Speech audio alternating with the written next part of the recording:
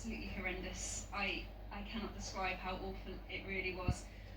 Initially, my brother and I, we went to sort of see what happened, and when we saw everyone screaming, we thought that's what everyone does on roller coasters, but then we actually saw that they were screaming because they were in pain, they were distressed, they were scared, and that's when it really started to get very, very upsetting. You could see people who had injuries, and not only that, but a lot of relatives and friends who were waiting off the ride, friends and relatives who were actually riding, started to get incredibly upset and worried about who was on the ride. There was lots of school children as well on trips who'd all witnessed it, and so it was just very, very upsetting. You mentioned there'd been technical issues.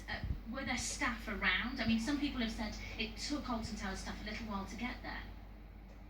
Well, my brother and I left the area quite quickly because it was such a horrendous scene, but they did very, very quickly start to shepherd all the onlookers away, and then within a few minutes that side of the park was actually closed down.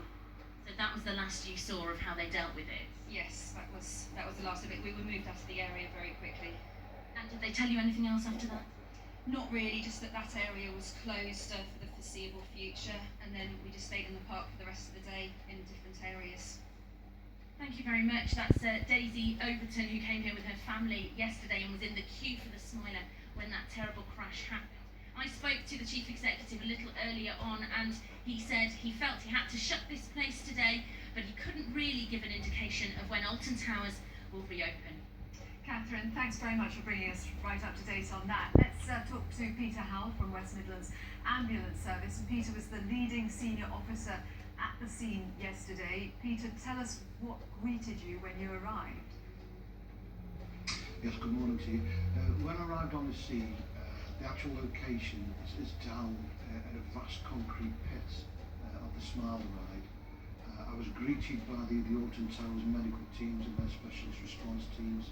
We could see that this carriage, which collided with the centre carriage, was about 20-25 foot up in the air, leaning over at an angle of 45 degrees.